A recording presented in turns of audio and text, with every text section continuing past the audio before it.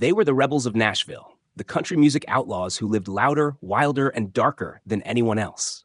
Behind the songs that shaped generations, many of these stars were consumed by drugs, booze, and violence, leaving chaos in their wake. Some were banned from the Grand Ole Opry, others from radio airwaves, and a few even from the stage itself. Today, we uncover the most notorious outlaws country music tried to silence. Johnny Cash, the Man in Black's darkest hour. Johnny Cash, known worldwide as the Man in Black, stood as both a musical genius and a living embodiment of the outlaw spirit. His deep, rumbling voice carried the weight of America's working class and broken souls. But off stage, Cash wrestled with demons that nearly destroyed everything he built. In the 1960s, as his fame soared, so too did his dependency on amphetamines and barbiturates. He popped pills relentlessly to fuel his grueling touring schedule, slipping further into an unpredictable spiral that threatened his career, his health, and his relationships. Cash's substance abuse turned him into a man out of control. He trashed hotel rooms, destroyed rental cars, and was arrested multiple times for possession of pills. Perhaps the most infamous incident came in 1965, when a drug-fueled binge caused a forest fire in California that scorched hundreds of acres of land. The U.S. government filed a lawsuit against him, cementing his image not as a gentle troubadour, but as a dangerous outlaw. Even the Grand Ole Opry, the sacred home of country tradition, could no longer tolerate his reckless antics. In 1965, after one drunken outburst where he smashed stage lights and equipment, Cash was banned from the Opry, a punishment reserved for only the most extreme scandals. Yet, his outlaw reputation only grew from these scandals. Fans saw in him not just a singer, but a man who lived the very pain he sang about. Ironically, his darkest years gave rise to some of his most enduring songs, like Ring of Fire and Folsom Prison Blues. But it wasn't until June Carter entered his life that Cash found a lifeline. With her help, he eventually sought redemption, cleaning up in the late 1960s and staging one of country music's greatest comebacks. Johnny Cash's story is proof that the Outlaw label can be both curse and blessing. He was banned, broken, and nearly burned out, but he also transformed his near downfall into legend. His battles with drugs, booze, and violence forever marked him as one of the most notorious outlaws in country history. 2. Hank Williams Sr., the tragic king of honky-tonk. If Johnny Cash was the outlaw who found redemption, Hank Williams Sr. was the one who never escaped. Often called the father of modern country music, Hank's short life was consumed by a storm of booze, pills, and heartbreak that ultimately made him both a legend and a cautionary tale. By his mid-20s, Hank had already written songs that defined an era. Your Cheatin' Heart, I'm So Lonesome I Could Cry, Cold, Cold Heart, music dripping with raw emotion that only a man living on the edge could produce. But behind the brilliance was a man spiraling into self-destruction. Hank suffered from congenital spinal issues that left him in constant pain. Instead of medical treatment, he turned to alcohol and morphine. His addiction escalated as fame intensified, and his unreliability became notorious across Nashville. He showed up to concerts drunk, sometimes unable to perform. His unpredictable behavior angered promoters and bandmates alike, but the breaking point came with the Grand Ole Opry, the crown jewel of country music. At first, the Opry embraced him as their brightest star. His heartfelt songs and magnetic stage presence made him a fan favorite, yet his repeated absences, drunken appearances, and erratic conduct forced the Opry to make a shocking decision. In 1952, at the height of his fame, Hank Williams Sr. was fired and banned from the Opry stage. It was a seismic scandal. Never before had Nashville cut loose a star so beloved, but his addictions left them no choice. Banished from the Opry, Hank drifted further into darkness. He attempted comebacks, but his body was failing. On New Year's Day 1953, at just 29 years old, Hank Williams was found dead in the backseat of his Cadillac. The cause, heart failure brought on by years of alcohol and morphine abuse. His death shocked fans, but in Nashville, it was seen as the inevitable conclusion of a man consumed by his vices. Hank Williams Sr.'s tragic downfall solidified his outlaw status. He was a genius songwriter, a tormented performer, and a rebel who paid the ultimate price. While the Opry may have banned him, history crowned him a legend, one whose haunting songs echo the very demons that destroyed him. 3. David Allan Coe, the outlaw too wild for Nashville. If country music ever had a figure who embodied pure chaos, it was David Allan Coe. Unlike Hank Williams or Johnny Cash, whose outlaw reputations were born from tragedy or redemption, Coe seemed to embrace scandal as his identity. Long before he found fame, he spent nearly 2 decades in reform schools and prisons, where violence and survival shaped his persona. By the time he hit the Nashville scene in the 1970s, Coe had the perfect resume for the outlaw country movement: a dangerous past, a bad attitude, and a willingness to say or sing anything others wouldn't dare. Coe's music pushed boundaries in ways that even Willie Nelson or Waylon Jennings wouldn't touch. His lyrics often glorified drugs, sex, and violence, making him a polarizing figure in country music. While fans admired his raw authenticity, Nashville's establishment viewed him as a loose cannon. He was notorious for his heavy drinking, drug use, and wild stage antics. Bar fights, run-ins with the law, and public feuds became as much a part of his story as his songs. What truly set Coe apart, though, were his X-rated albums, filled with explicit, offensive, and often violent lyrics that mainstream country radio refused to touch. These recordings cemented his outlaw reputation, but also got him effectively banned from serious airplay and industry respect. The Grand Ole Opry and country's elite circles wanted nothing to do with him. Coe's behavior offstage only made matters worse, showing up intoxicated to gigs, getting into altercations, and pushing an image that was too extreme even for outlaw country. Despite being shunned by Nashville, Coe developed a cult following. His songs like Take This Job and Shove It, made famous by Johnny Paycheck, and The Ride became underground classics. Fans saw him as the ultimate outsider, a man who lived the outlaw life without compromise. But for the industry, he was a liability, someone whose association could tarnish reputations. In many ways, David Allan Coe became the outlaw that Nashville wished had never existed. Too wild for mainstream acceptance, too controversial for airwaves, yet too talented to ignore completely. His career stands as proof that some outlaws don't just flirt with the edge, they live permanently outside the circle. Coe wasn't just banned from Nashville's stages, he was blacklisted from its very culture, and that's exactly how he seemed to want it. Hashnar 4. Waylon Jennings, cocaine cowboy of the outlaw movement. When people think of outlaw country, Waylon Jennings' name sits at the top of the list. With his rugged voice, rebellious spirit, and disdain for Nashville's polished system, Jennings carved out a movement that defined a generation. Yet behind the legend was a man entangled in booze, cocaine, and violent tempers, nearly wrecking his life and career in the process. In the 1970s, Jennings was the face of rebellion. Alongside Willie Nelson, he fought against the slick Nashville sound, insisting on creative control over his music.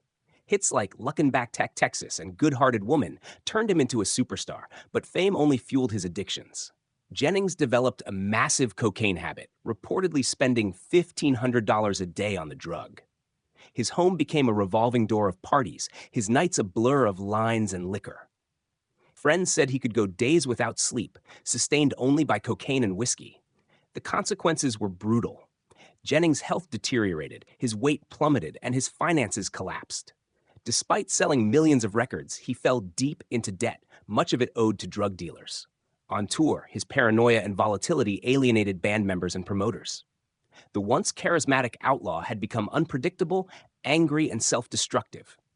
One of his most infamous moments came in 1977, when DEA agents raided a Nashville recording studio while Jennings was working.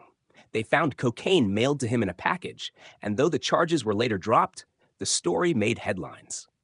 For Nashville's conservative establishment, this was the ultimate scandal, proof that Jennings wasn't just singing about being an outlaw, he was living it. For a time, many venues refused to book him, and radio programmers quietly distanced themselves. Jennings was effectively blacklisted in certain corners of Nashville for being too dangerous, too wild, and too unreliable. But unlike Hank Williams or Keith Whitley, Waylon Jennings lived long enough to fight back. By the mid-1980s, with the help of his wife Jessie Coulter, he finally kicked his cocaine habit. He rebuilt his career and reclaimed his legend, becoming a respected elder statesman of country music. Still, his outlaw years left scars that never fully healed. Waylon Jennings will always be remembered as both a musical pioneer and a cautionary tale, the cocaine cowboy who nearly burned himself out but somehow walked away alive. Hammerschoner 5. Willie Nelson, the high priest of country rebellion. If Waylon Jennings was the face of outlaw country, then Willie Nelson was its heart and soul. A troubadour with braided hair, a battered guitar named Trigger, and a lifestyle steeped in weed, whiskey, and rebellion. Nelson's music carried the warmth of campfire songs, but his offstage life was anything but tame. For decades, Willie has been at war with authority, banned, arrested, and fined repeatedly for his unapologetic devotion to marijuana and his refusal to play by Nashville's rules. By the early 1970s, Willie was tired of the slick, overproduced Nashville sound that stifled his creativity. Moving to Austin, Texas, he embraced a rougher, freer style that fused honky-tonk, folk, and rock. The result was the outlaw country movement, with albums like Red-Headed Stranger and Stardust cementing his place in history. But his independence also made him a target. Nelson openly smoked marijuana at a time when Nashville treated drugs as taboo, and his public image became inseparable from the joint in his hand. The law came after him more than once. In 1974, Willie was arrested in Dallas for marijuana possession. In 1994, police busted him on the side of the road in Texas, finding weed in his car. In 2006, authorities seized nearly 1.5 pounds of marijuana from his tour bus, leading to another high-profile arrest. Each time, the headlines read like a war between the law and Willie Nelson's way of life. Some concert promoters and conservative venues refused to book him, and radio stations hesitated to play his songs. In many ways, Willie was banned by reputation, branded too rebellious for Nashville's family-friendly image. But while other stars collapsed under the weight of their addictions, Willie turned his vices into part of his myth. Fans adored his honesty and laughed off his legal troubles, seeing him as a folk hero who stood for freedom against authority. His marijuana advocacy, once scandalous, eventually made him a countercultural icon. Instead of ruining him, his outlaw ways gave him longevity, a rebel spirit that fans across generations continue to celebrate. Willie Nelson's outlaw journey proves a simple truth. Being banned doesn't always mean being forgotten. Sometimes it means becoming untouchable. For every arrest, every fine, every banishment, his legend only grew. Today, Willie isn't just a country singer.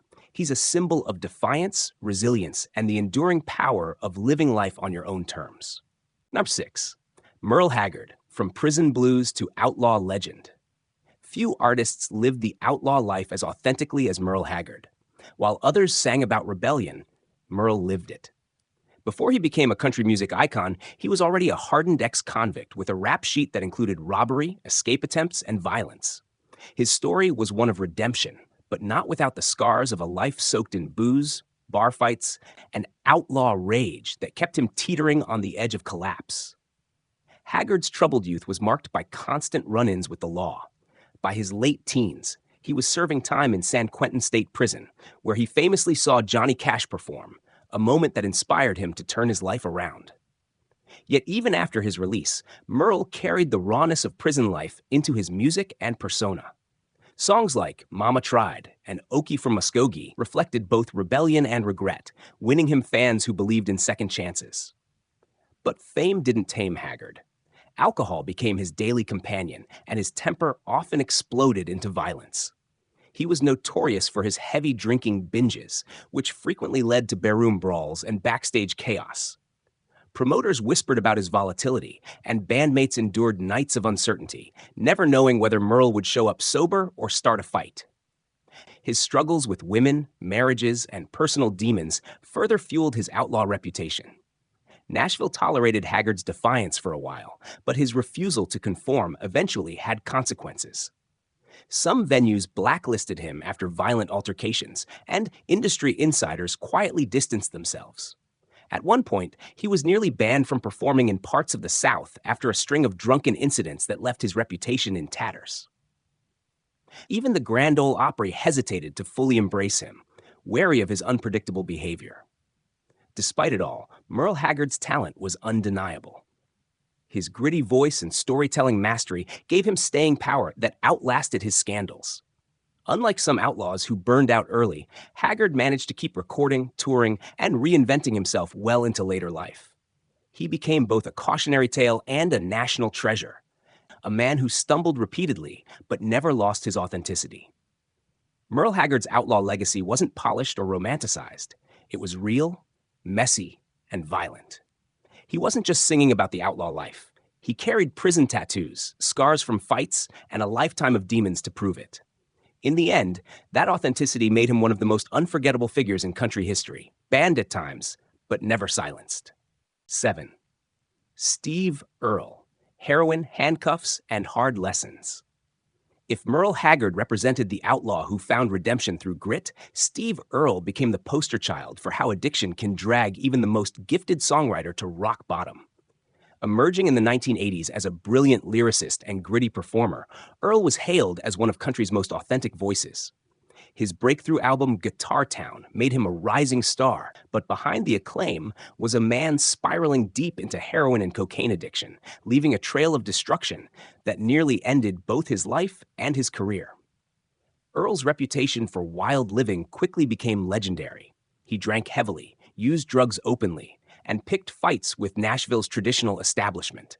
Unlike Willie Nelson's laid-back marijuana image, Earle's drug use carried a darker edge. By the early 1990s, his addictions had consumed him. Concerts were canceled, recording sessions abandoned, and his erratic behavior alienated producers, managers, and bandmates. Once hailed as a new outlaw poet, he soon found himself blacklisted by record labels who no longer wanted to take the risk. The collapse came in 1994, when Earle was arrested for heroin possession and weapons charges. What followed was a public unraveling. Probation violations, more arrests, and eventually a year behind bars. For Nashville, it was the ultimate disgrace. A star once positioned as the future of country rock reduced to a junkie in handcuffs. Venues stopped booking him, radio stations stopped playing him, and industry insiders wrote him off as a lost cause. But Earle's story didn't end there.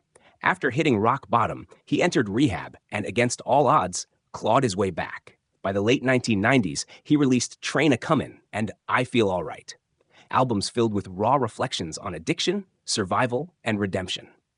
These records not only revived his career, but also redefined his outlaw image, no longer just a hellraiser, but a survivor who turned his scars into art. Steve Earle's journey shows the thin line between being an outlaw and being destroyed by the outlaw life. He was banned, jailed, and abandoned, yet managed to return with honesty that few artists could match.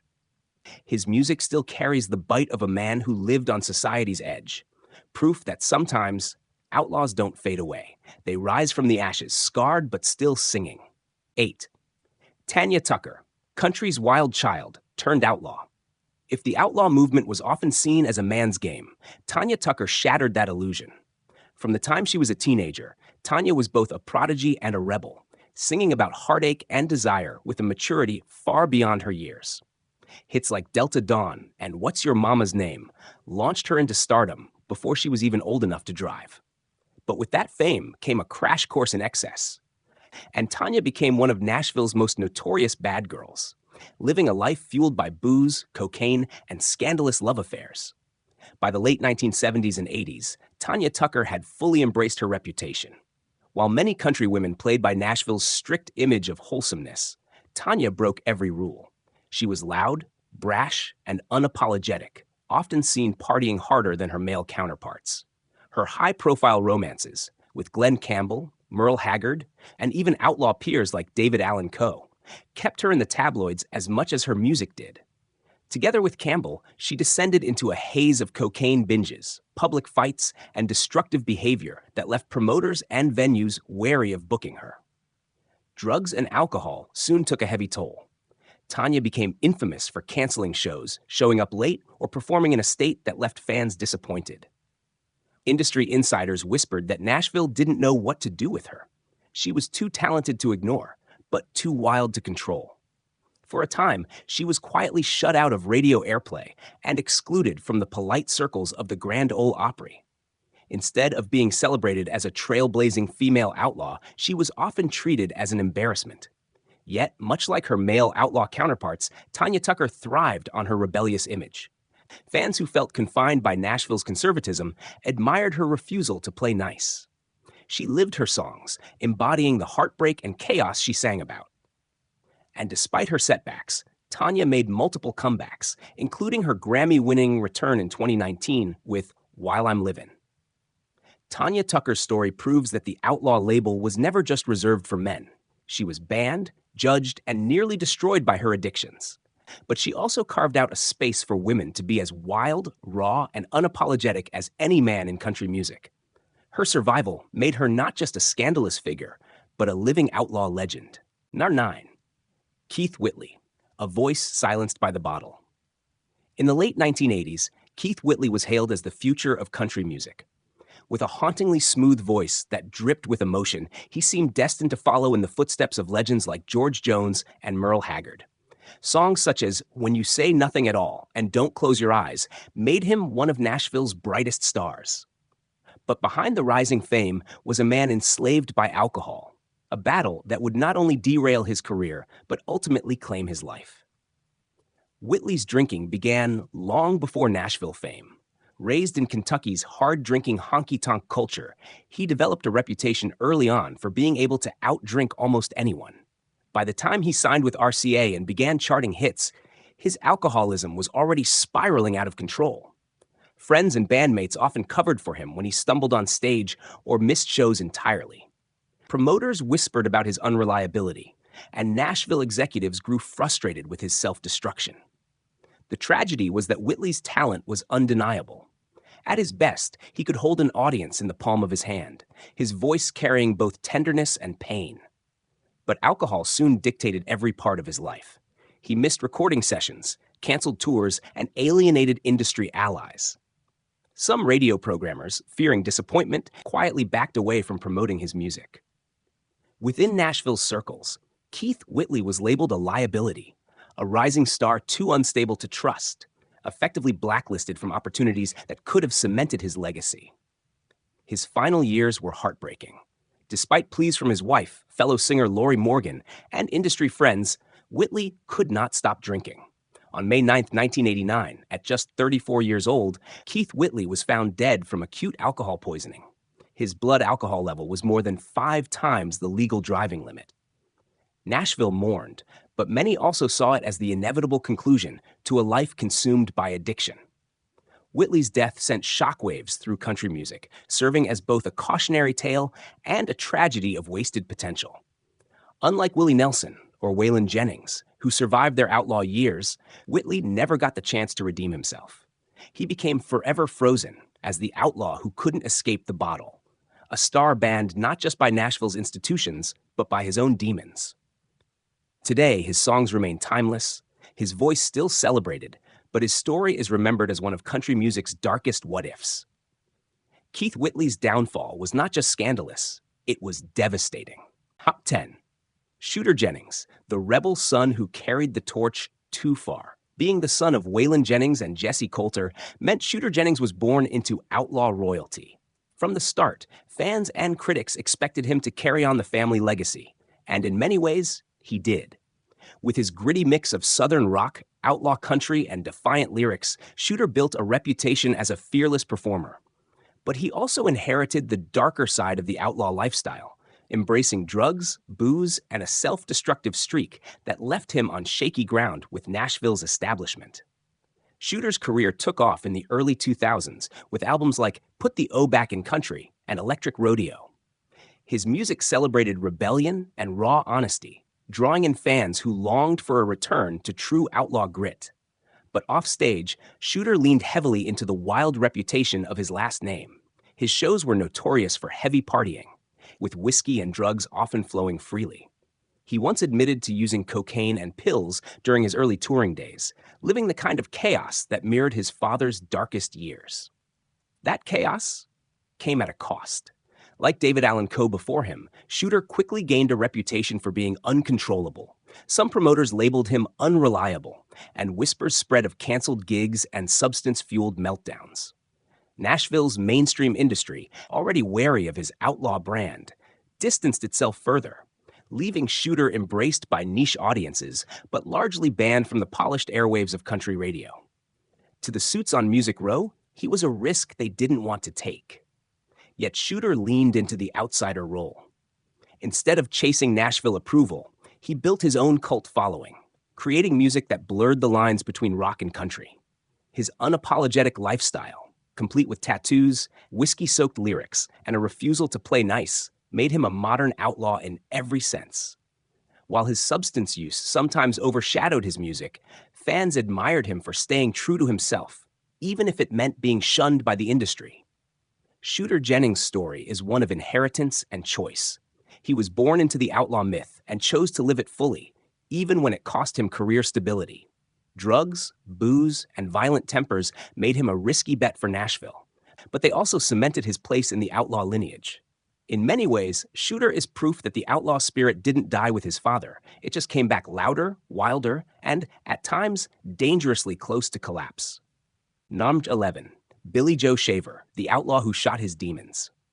If there was ever an outlaw who lived his songs to the extreme, it was Billy Joe Shaver. Known as the songwriter behind classics like I'm Just an Old Chunk of Coal and Georgia on a Fast Train, Shaver wrote music that cut straight to the bone, raw, spiritual, and defiant. But his personal life was just as wild as his lyrics, marked by fistfights, drunken rampages, and even a public shooting that cemented his outlaw reputation forever. Shaver came up through the rough Texas honky-tonk scene, where drinking hard and fighting harder was a way of life. By the time Waylon Jennings recorded nearly an entire album of Shaver's songs on Honky Tonk Heroes, 1973, Billy Joe was already a legend among songwriters. But success didn't tame him. He was notorious for his heavy drinking, unpredictable temper, and a long trail of broken relationships. Nashville insiders respected his pen, but feared his volatility, making him a figure both celebrated and quietly avoided. The defining scandal of Shaver's outlaw life came in 2007, when he was involved in a barroom confrontation in Lorena, Texas. After an argument with another man, Shaver pulled a pistol and shot him in the face outside a saloon. Though the victim survived, the incident sparked national headlines. Charged with aggravated assault, Shaver faced the possibility of prison. But in true outlaw fashion, he claimed self-defense, and in 2010 he was acquitted. Still, the shooting cemented his image as the outlaw who literally lived and nearly died by the gun. That wasn't the only time Shaver clashed with Nashville's image makers. His drinking binges and violent outbursts often left him banned from venues or blacklisted by promoters who didn't want the chaos that followed him. While other outlaw country figures like Willie and Waylon were embraced by mainstream audiences, Shaver remained firmly on the fringes, too dangerous and too unpredictable to polish into a star. Yet fans loved him for it. To his supporters, Shaver was the real deal, a man who never sugarcoated his life and paid the price for living hard. His songs carried the truth of a man scarred by addiction, heartbreak, and violence, and his performances bled authenticity in a way Nashville could never manufacture. Billy Joe Shaver's outlaw legacy was sealed not just by the songs he wrote, but by the life he lived. He wasn't just an outlaw on stage, he was one in every barroom, every fight, every stumble through the dark. In the end, his story remains one of country music's rawest reminders that some legends are simply too wild to be contained. Number 12. Kris Kristofferson, the gentleman outlaw. At first glance, Kris Kristofferson doesn't fit the image of a dangerous outlaw. A Rhodes Scholar, West Point graduate, and Army helicopter pilot, he seemed destined for a life of discipline and respectability. But when he traded military life for Nashville honky-tonks, Kristofferson stepped into a world of booze, brawls, and reckless living that almost destroyed him. Beneath the polished charm of the songwriter behind Me and Bobby McGee and Sunday Morning Comin' Down was a man who lived as hard as the characters in his songs. By the early 1970s, Kristofferson was a star, recording his own hits, writing songs for legends like Johnny Cash, and breaking into Hollywood films. But fame fueled excess. He became known for marathon drinking sessions, often matching his outlaw peers glass for glass. Nights of heavy booze frequently ended in violent bar fights or chaotic incidents that embarrassed his record label. While he was never as notorious for drugs as Waylon Jennings or Steve Earle, his alcohol abuse and volatility earned him a reputation as a man on the edge. One infamous episode came when he showed up at a Willie Nelson 4th of July picnic so drunk that he stumbled through his set, leaving the crowd stunned.